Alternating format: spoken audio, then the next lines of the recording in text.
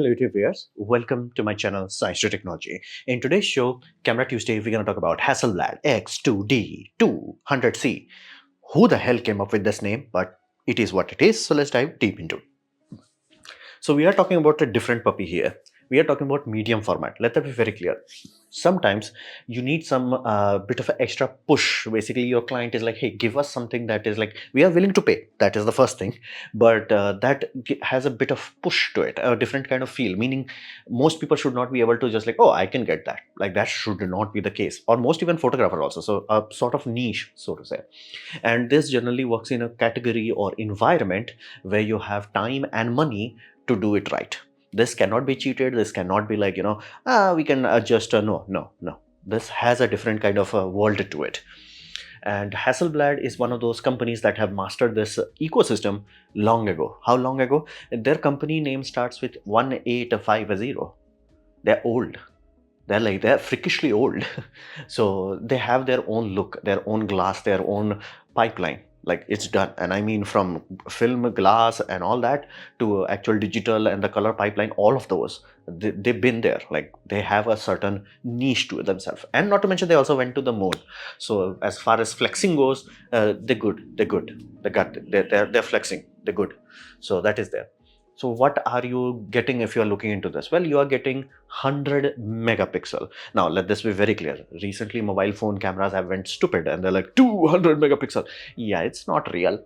It's not real. Like, electrically is also not real, because most of the time the cameras will not render that 100 message. Like, it takes 4 pixel, collapses it, gives it to AI, and then 12 megapixel. And not to mention, light has this property. You do not want to contort light, meaning if light is coming from this field, you do not want to go it to this much. Like, we do that with lenses, but it's contorting light and it always gives us a crappy result. So the easiest way to improve the quality is have bigger light field, aka bigger sensor. And that's why even if medium format camera does not have the greatest, sharpest, optically clear lens, it will still render and it will be like, whoa, because it's not contorting light. So, and again, if you want to go even backwards, like if you want to like 1 foot by 1 foot, the crispness, the quality, like you can take a whole landscape photo and it will have so much detail. It will be shocking. It's like, why this film camera from 1900 can do that? It's just, yeah, they are not compressing the light field. The race to miniaturize does come with a penalty. So this is going the other way, like full frame, as we all know, like a 50 megapixel full frame versus 50 megapixel mobile phone. It's not even a comparison. Same goes from full frame to medium format. It's a big enough jump where it's like, yeah, the light field capture area is huge. So sometimes you do have to need that, like, hey, I want something that is like very high art, quote unquote. So at that point in time, you want to use a tool that not every Tom, Dick and Harry has access to, nor they can replicate. So that is there. Now, medium format is an ancient system. Tada. It's a very ancient system, but even the medium format digital, they are very messy. Look into phase 1, look into Hasselblad's own older models. They are very slow. They are almost like a film camera acting as a digital camera. It's messy, slow, clunky. So this time, again, this is, I would say, third or fourth attempt from Hasselblad to make a camera that is almost as smooth as a consumer full frame camera, rather than like, high art flagship camera. So they're trying to make a camera which is easy camera, as in like you take it, you use it. The end. It's not like you spent time setting it up, like, aligning the moons and star. No, just take it and use it. So that's the whole offering there. Is like, hey, we're gonna give you a medium format, so we have the huge sensor and the unique light quality and our lens lineup, but we're gonna make it easy to use. So and again, let that be clear. If you're talking about this, price should not be an object. That's why I'm not going to talk about price. If you have to ask its price, it's not for you. If you are in the field where you have to need this, you will be making mostly enough money to, like, this would be a chump change. So understanding the specification of this puppy, it's 100 megapixel. Now, let us be very clear. Medium format has this ugly nature of, like, there is no what you call a rule set. Like 35 millimeter full frame, it's a rule set. Like, it is how much length and width. So surface area is fixed. Medium format is like anything above that, and anything is smaller than 1 foot by 1 foot. So medium to large, basically there is a band. So Fujifilm, it's a bit bigger than full frame. This is a bit bigger than Fuji. Phase 1, it's even a bit bigger than this. Like, wait a minute, then how the heck all three are medium format? Yeah, that's the whole problem. So the easiest way to figure out is, like, what is the percentage jump from going from basically full frame. This puppy is 66.8% larger than full frame in surface area. Significant jump. So, and Hasselblad is known for its color, so they developed a whole pipeline that allows you to get HDR with least amount of effort. Basically, what you are seeing, you should be able to capture realistically and should be able to display on a display realistically. And again, display in the display, simply think in this way. Even old cameras have more than enough dynamic range in the file. It's just that the video pipeline, that pipeline is the creepy part. So your sensor has been taking photo for like 14-bit, but we recently went from 8-bit display to 10-bit HDR display.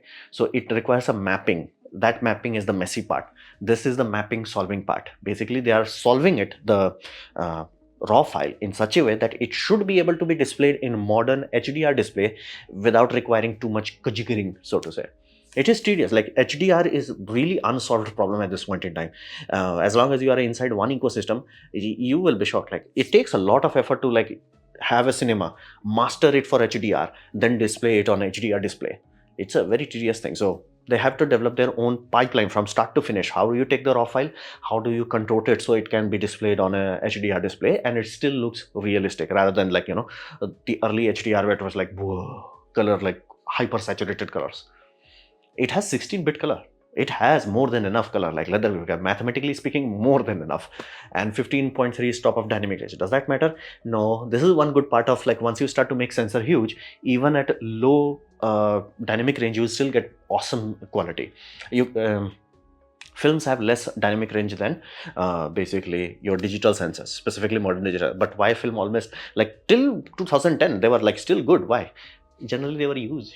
Like digital video camera that was good, like they were tiny sensors. Video camera of that time, full 35 millimeters, like whoa. So fundamentally, once you expand the light, the fall off zone becomes big enough that it's covering enough pixel that you get good rendition, and dynamic stop just becomes an extra boost. There is a reason why every telescope company is like, let's make it bigger. Every NASA telescope, this is bigger. So there are a lot of scientific benefits of having a big sensor. And this puppy has 5-axis in-body stabilization. It's almost like I'm back in the old days, basically, when when Micro Four Third was like, you know, kicking up a storm. Everybody's like, whoa, Micro Four Third moves the whole sensor around, wow. And people were like very excited about it, and they were complaining to Nikon and Canon at that time. It's like, hey, why don't you do that with your full frame? And then Nikon and Canon, both of them said that, like, bro, we can't move the sensor. Too much wiring is there. It's too big, too clunky and all that. And then Sony Tokyo drifts around. It's like, I get this. So it's sometimes you understand, like Sony is actually a semiconductor company, not actual electronics and all that. Those are secondary. It's like, we do tech. We just package it in different things. So this is like the same thing. It's like, hey, we did with that, medium format, a huge sensor. And another aspect you have to understand, if you put something this large and this high megapixel on a cheap tripod, it will shake. Like this thing is so sensitive to, like, you know, actual rendition that you will know, hey, bro, the image is not crystal sharp. So that's why it does require image stabilization, even if you, like, you know, put it somewhere. I'm not joking. The company is claiming they have a system. It will use your GPS location to counteract for basically Earth's rotation. And you're like, does that matter? Actually, at 100 megapixel, especially with long exposure, yes. So they're putting a lot of effort into it. And again, it becomes a must once you increase high resolution and large sensor size. So they have that. Lens have leaf shutter, this puppy. Rather than that curtain shutter, they have leaf shutter. Now, leaf shutters are abandoned by industry simply because they are very clunky in terms of FPS. In terms of speed, they are very slow. Like they have too much inertia to close and too much to open up. Curtains, because you have two curtains, like one front or one back, it allows you to do very high frame rate. Very high shutter speed, as in like 1/2000th of a second is like minor issue. 1/4000 is doable. This you will generally cap out at 1/500th, and generally companies do not allow you to go that far simply because you will damage the mechanism, like physical mechanism. So this also suffers from that. It does not go very sharp mechanical wise. Thankfully, you have electronic shutter to compensate for it, but it does come with one benefit. This allows you to shutter sync as long as the mechanical shutter can keep up. So 1/400th of a second. Does that matter? Back in the old days, yes. After Sony A9 Mark III, no. A9 Mark III is now flexing just as like, bro, oh, how quickly you can sync? Oh, 1/400, like average is 1/50th. If you have a cheap camera, generally it would be 1/50th of a second. A bit more mid-range, 1/200th to 1/250th of a second. High-end, 1/300th of a second. 400. And A9 Mark III is like, bro, I have global shutter. Just go to electronic shutter speed. 1/4000th of a second. Actually, they can do 1/32,000th of a second, 32,000th of a second. They can do that. Although, what kind of nuclear flash you have that can glow something that quickly, but it can be done. So, this used to be a very big deal. Now it's like, okay. 1 TB internal SE, which is awesome. Like flat out, this is awesome. This is like somebody realizing, hey, all SoC, that the SoC they have most likely has ARM core. ARM cores have most likely PCI Express. Memory that we use nowadays is a PCI Express bus with NVMe protocol. And that's the same thing that is utilized by CFast Type B card. So what they have done is like, hey, we have 2 pipelines. Generally, most SoC have 2 or more. So they're like, hey, 1 for card, 1 for internal, and it's the same wiring. And yes, I mean same wiring, meaning if you can want to, you can buy SSD, put it in a caddy and put it in CFast Type B slot. So yeah, electrically is the same, voltage wise is the same. So it's a very clever use. And does that make sense to have 1 terabyte inside? Yes. Like imagine you are doing with the card, you forgot the card, or card got damaged, corrupted, or overflowing. This at that point in time, shut up, take money. So it's a very clever use. And this time, this is the second company that is taking display actually somewhat seriously. All other camera companies, and again, only one model of Nikon fixed it, but every other camera model is like, what if we give you same poo-poo display that we had in like Sony camcorder from 1970s? It is poo-poo. This is the first time I was like, oh, at least talk to someone who is manufacturing mobile phone display. So like, okay, 1400 nits, not as great as what we have now, because again, even the Nikon ZR, that puppy goes to 4000. So for anything above 1000 nits, you can actually see in daylight. It's not like the old DSLR days was like, and again, we always had amazing display technology, cheap display technology. Companies are just like, who's gonna work? So 1400 nits, meaning in broad sunlight, you can actually see the display. P3 color gamut, as in like it will actually render the color realistically, and OLED, so crisp, crystal contrast ratio. So it's a good display. The only one brand that has like anything bit better than this is basically Nikon ZR. Ironically, it's not even flagship, but they have the best display. It's there. And the biggest issue they had because of the fidelity of this sensor, they're like, hey, autofocus of the last variant was not good enough, meaning it looked into eye and it focused here, but problem is focusing here is not good enough. It might have focused on basically this eyelashes. A lot of people were complaining about that. So they're like, no, we're gonna go full Sony route. Instead of focusing on eyelashes, we're gonna focus on the eye pupil directly. And this has high enough fidelity that you're like, whoa. So how would you do that? Well, face detect is not that good and they do not have enough experience. They put a freaking LiDAR into it. Not even joking, that self-driving car technology, they put a LiDAR into this to get that. There is some like DJI also has a LiDAR a module for other cameras to add autofocus. So they literally have that in a camera. So that with conjunction with face detect autofocus really allows this to have one of the best autofocus for a medium format camera. So what about the performance? Well, performance is like, let that be very clear. If you're gonna take this and compete with any full frame, with any modern manufacturer, yeah, this is not even a comparison. This is like, heck, this is not even comparison compared to old full frame film camera. Yeah, we had film camera that was 5 FPS or 12 FPS. So having 3 FPS of this is not good, but compare this to medium format, it's like, whoa. And be mindful, this is so medium format, it does not even have a video function. Fuji does give you video function. This is like, no, this is a film camera which is digital. That's what it is. It's very lightweight for a medium format camera. Heck, compared to the flagship of all companies, Nikon, Canon and Sony, those have a huge ginormous body. This puppy is lighter in that contrast. And because again, they have to make sure the pipeline is completely intact of the digital raw file, They have their own app, Focus Mobile 2 app, which has that HDR pipeline sorted. So you can actually utilize the display of the iPads and iPhones. And again, they will also give you the ability to adjust the RAW. Now, this is another aspect. When you are using this sort of camera, while you do have a lot of wiggle room in the RAW, generally people do not seek to use it because, like, a lot of professionals who are coming for this, they are coming from film camera. So the idea is you get the color as right as possible, and then you tweak it. The idea is tweaking it. Idea is not, oh, we're gonna contort the light. You do not. You just tweak it. So that is there. And because this company has been acquired by DJI has added basically the joystick. There may be a good chance that LiDAR module is literally from DJI, but that's also there. Battery life is a bit lower, let that be fair, compared to the older model. Although people who are using this is not using for battery life. It does have USB-C onboard charging, which again I have to say, like, is shocking to me, like how many good user interface decision exist in this puppy compared to what we have in, like, Sony, Nikon and Canon. Like, for example, tilt out screen, right? A lot of camera company has that. This does not have flip out, again, not a video, who cares? So it has a tilt out, but here's the deal. They realize that if you have a giant block on top, which is an electronic viewfinder, wouldn't it be nice that your hinge folds out enough that it clears it? It's like somebody put 5 seconds into it. It's like, hey, how does it look? Oh, we have a giant block. Let's pull it out a little bit.